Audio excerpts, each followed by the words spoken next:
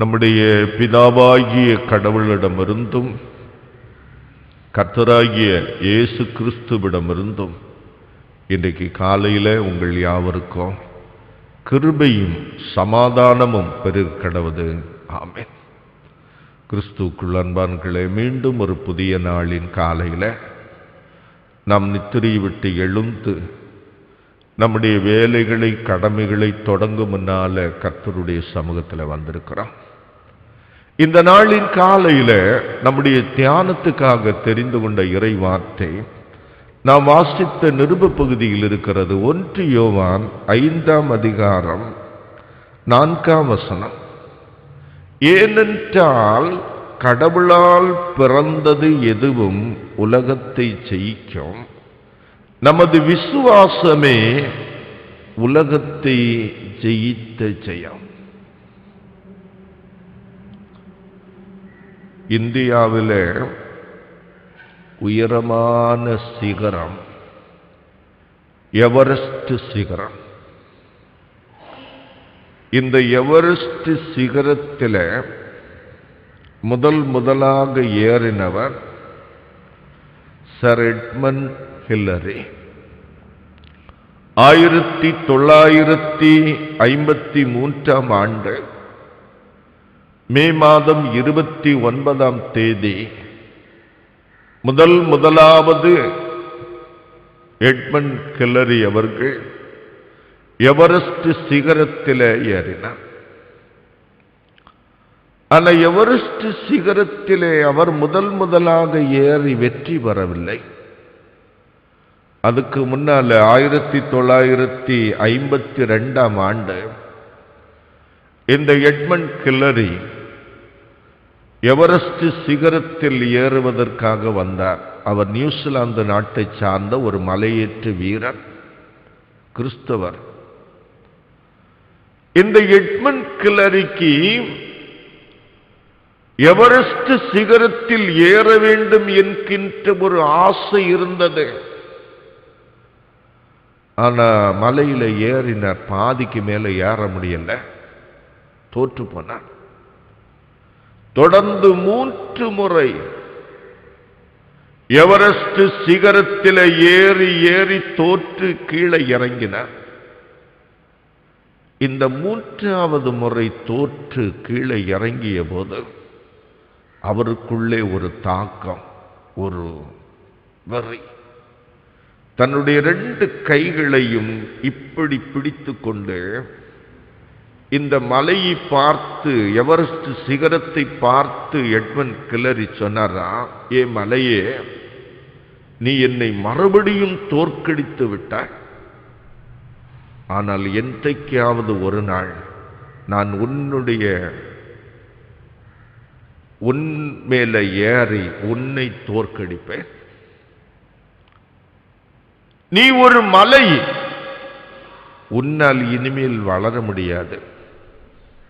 நீ இதே மாதிரி தான் இருப்பாய். ஆனால் நான் ஒரு மனிதன், எனக்கு நம்பிக்கை இருக்கிறது, நான் இன்னும் வளருவேன், நான் உன்னை கண்டிப்பாக ஜெயிப்பேன் என்று ஒரு சபதம் போட்டுவிட்டு சென்றார். அந்த சபதத்தின்படி 1953ஆம் ஆண்டு மே மாதம் ஒரு நேபாள வீரர் டென்சிங் நோர்கேயை கூட்டிக் கொண்டு வந்தார். டென்சிங் நோர்கையோடு இமயமலையில ஏறத் தொடங்கினார். எவரெஸ்ட் சிகரத்தினுடைய உச்சியில ஏறி கொடியை நாட்டிவிட்டு இறங்கினார். உலகத்திலே சாதனைகளை படைத்தவர்கள் எல்லாம், சவால்களை சந்தித்தவர்கள் எல்லாம் மாபெரும் வெற்றி பெறுவதற்கு காரணமாக இருந்தது அவர்களுக்குள் இருந்த நம்பிக்கை, அவர்களுக்குள் இருந்த விசுவாசம்.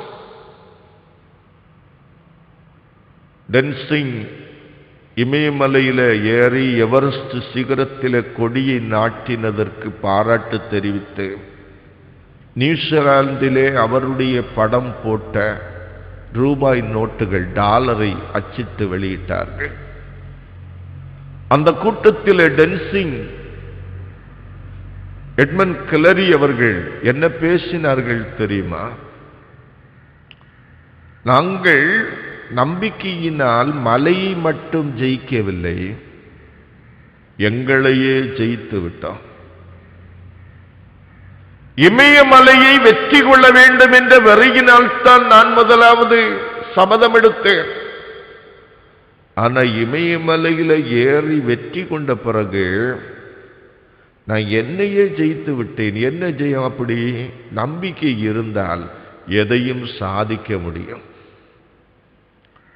நம்பிக்கை இருந்தால் எந்த சவாலையும் மேற்கொள்ள முடியும், எந்த சவாலையும் முறியடிக்க முடியும். தேவை நம்பிக்கை உள்ள ஒரு இருதயம். அதைத்தான் அவர் சொன்னார். நாங்கள் இப்போது எங்களையே வெற்றி பெற்றிருக்கிறோம். மனிதன் சுயத்திலே பாதிக்கப்பட்டிருக்கிறான். ஒரு மனிதனுடைய சுயம் பயம், சந்தேகம், கவலை இதுல முடங்கி கிடக்கும் போது அவனால வெளியில எந்த சாதனையும் செய்ய முடியல. வேதம் சொல்லுகிறது, கர்த்தரால் பிறந்தவன் எவனும் உலகத்தை ஜெயிக்கிறான். எப்படி? ஒரு மனுஷன் இயேசு கிறிஸ்துதான் ஆண்டவர், கடவுளின் குமாரன், இவர்தான் உலகத்தை ரட்சிக்கின்ற இரட்சகர் என்று விசுவாசிக்கிறான். ஆனால் அவன் கர்த்தரால் பிறக்கிறான். அவன் கர்த்தரால் பிறக்கிற போது கடவுளால் பிறக்கிற எதுவும் உலகத்தை ஜெயிக்கும். ஆகையினால் தான் சொல்றாரு, உங்கள் விசுவாசம் உலகத்தை ஜெயித்த ஜெயம். உலகத்தை ஜெயிப்பதற்கு ஆயுதங்கள் தேவையில்லை, அணு ஆயுதம் தேவையில்லை. உங்கள் விசுவாசம் மட்டும் போதும், உலகத்தை ஜெயிக்கலாம். அப்படி உலகத்தை ஜெயித்தவர்கள் இருக்கிறார்களா? இருக்கிறார்கள். எபிரேயர் நிருபம் 11ஆம் அதிகாரம் 33 முதல் 34 வரையிலும் உள்ள வசனங்களை நாம் வாசித்து பார்க்கும்போது அங்கே சொல்லுகிறார், அக்கினியின் உக்கிரகத்தை அவித்தார்கள், பட்டயத்துக்கு தப்பினார்கள். 33ஆம் வசனத்திலிருந்து, விசுவாசத்தினாலே அவர்கள் ராஜ்யங்களை ஜெயித்தார்கள், நீதியை நடப்பித்தார்கள், வாக்கு பண்ணப்பட்டவைகளை பெற்றார்கள், சிங்கங்களின் வாய்களை அடைத்தார்கள், அக்கினியின் உக்கிரகத்தை அவித்தார்கள், பட்டய கருக்குக்கு தப்பினார்கள், பலவீனத்தில் பலம் கொண்டார்கள், யுத்தத்தில் வல்லவர்களானார்கள், அந்நியர் சேனைகளை முறியடித்தார்கள். இவ்வளவு பெரிய வெற்றிகளை பெற்றது யாரு? ஒரு சாதாரண சிம்சோன், எப்தா, பாராக், தாவீது, சாமுவேல் என்று முன்னால் ஒரு பட்டியலை கொடுக்கிறார்.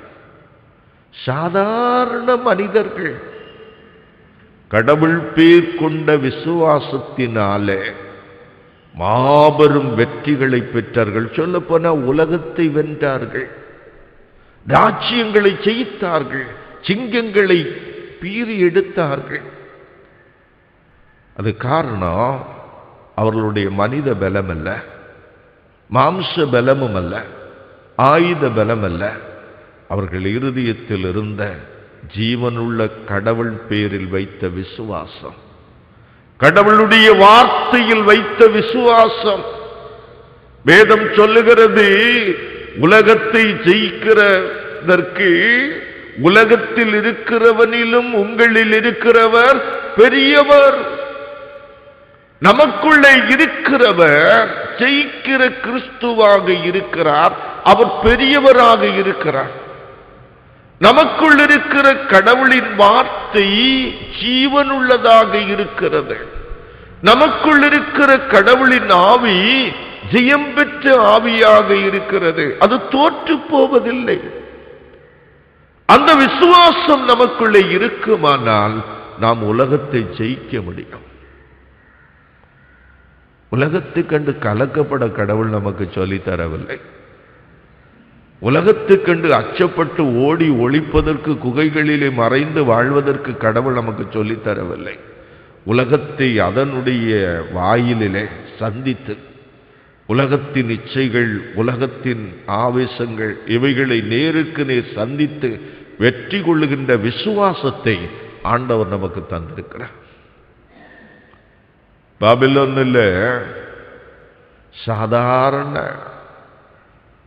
எபிரிய அடிமை பிள்ளைகள் சாத்ராக், மேஷாக், ஆபேத்நேகோ இருக்கிறாங்க.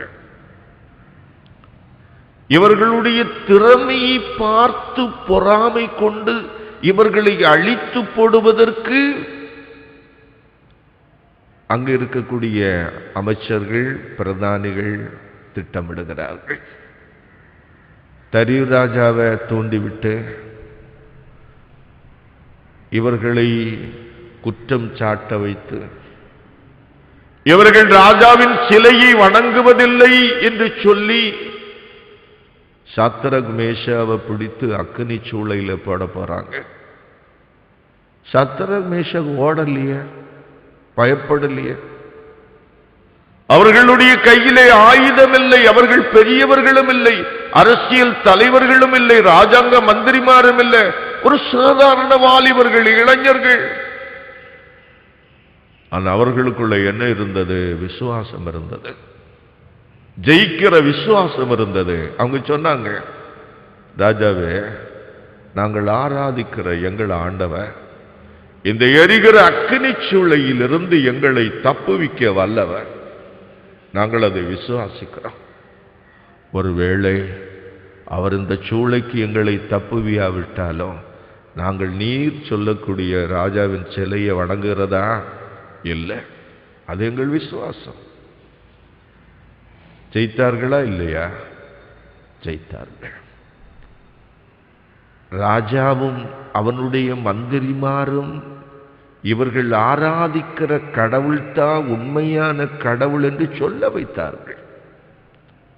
தானியேல் அவனும் பெரிய வீரன் அல்ல, பெரிய ராஜாங்க தலைவனும் அல்ல, அரசாங்க முடிவுகளை மாற்றி அமைக்கின்ற திறமை அவனுக்கு இல்லை, வலிமை இல்லை. அவன் ஒரு அடிமைதான். தானியேலுக்குள் அந்த விசுவாசம் இருந்தது. தானியேலை பிடிச்சு சிங்கக்கபியில போட்டு விட்டு மறுநாள் காலையில தரியு ராஜா வந்து கேட்கிறாரு, தானியேலே, நீ ஆராதிக்கிற தேவன் உன்னை தப்புவித்தாரோ? ஒருவேளை இதை நக்கலாகவும் கேட்கலாம், சந்தேகமாகவும் கேட்கலாம், இது ஒரு ஆனந்தத்தோட கேட்கிறதாகவும் நினைத்துக் கொள்ளலாம். ஆனா உள்ள இருந்து என்ன பதில் வந்தது? நான் ஆராதிக்கிற கடவுள் சிங்கங்களின் வாயை கட்டி போட்டார். அதான் விசுவாசம். அன்பானவர்களே, இந்த உலகத்தை ஜெயித்த பக்திமான்கள், பரிசுத்தவான்கள், விசுவாசிகள் தங்களுடைய மாம்ச பலத்தினால் உலகத்தை ஜெயிக்கவில்லை, தங்களுடைய அறிவு திறமையால் உலகத்தை ஜெயிக்கவில்லை, தங்களுடைய ஆழ்பலத்தினால் உலகத்தை ஜெயிக்கவில்லை, தங்களுடைய விசுவாசத்தினால ஜீவனுள்ள கடவுளிலும் அவர் வார்த்தையிலும் அவர் குமாரனாகிய கிறிஸ்துவின் மேலும் வைத்த விசுவாசத்தினால் உலகத்தை ஜெயித்து காட்டினார்கள். கிறிஸ்தவன் தோற்க பிறந்தவன் அல்ல, ஜெயிக்க பிறந்தவன். ஏனென்றால் இயேசுநாதர் சொன்ன, நான் உலகத்தை ஜெயித்தேன், ஆகையினால் நீங்களோ ஜெயிப்பீர்கள். நான் உலகத்தை ஜெயித்தேன். நீங்கள் உலகத்துக்கு முன்னால் தோற்று போவதற்கு உங்களை நான் உலகத்தில் வைக்கவில்லை. உலகத்தில் உங்களுக்கு உபத்திரவம் உண்டு, எனக்கு தெரியும். உலகத்தில் உங்களுக்கு பாடுகள் உண்டு, எனக்கு தெரியும். ஆனால் நீங்கள் தோற்று போவதில்லை. ஏனென்றால் உங்களுக்குள் இருக்கிற விசுவாசம் உலகத்தை ஜெயிக்கும். உங்களுக்குள் இருக்கிற ஜீவனுள்ள ஆண்டவர் உலகத்தை ஜெயித்தவர். உங்களுக்குள் இருக்கிற ஜீவனுள்ள வார்த்தைகள், கடவுளின் வார்த்தை உலகத்தை ஜெயித்தது, உலகத்தை ஜெயிக்கிறது. உங்களுக்கு கடவுள் தந்திருக்கிற பரிசுத்த ஆவியானவர் உலகத்தை ஜெயிக்கிறவர். ஆகையினால் நீங்கள் கலங்க வேண்டாம். பிரச்சனைகள் வருகிறது, ஐயோ, எதிர்ப்புகள் வருகிறது, நான் என்ன செய்வேன் என்று கலக்கப்பட வேண்டாம். விசுவாசத்தில் துணிந்து நெல்லுங்கள், விசுவாசத்தில் முன்னேறி போங்க. கர்த்தர் உங்களுக்கு வெற்றியை தருவார். இன்றைக்கு காலையில் அன்பானங்களே, ஒவ்வொரு நாளும் வாழ்க்கையில் பலவிதமான நெருக்கங்கள், பலவிதமான போராட்டங்கள், பலவிதமான எதிர்ப்புகளின் மத்தியில் நம்முடைய விசுவாச வாழ்க்கையை பயணத்தை நாம் நடத்தி கொண்டிருக்கிறோம். இந்த விசுவாச வாழ்க்கையில் சில வேளை நமக்கே சந்தேகம் வந்துவிடும், நாம் தோற்று விடுவோமா, ஐயோ எனக்கு இன்னும் வேதனைகள் வந்து விடுமா. கலக்கப்பட அவசியம் இல்லை. வேதம் சொல்லுகிறது, உலகத்தில் இருக்கிறவனிலும் உங்களில் இருக்கிறவர் பெரியவர். நீங்கள் கடவுளை அறிந்தபடியினால் கடவுளால் பிறந்தவர்கள்.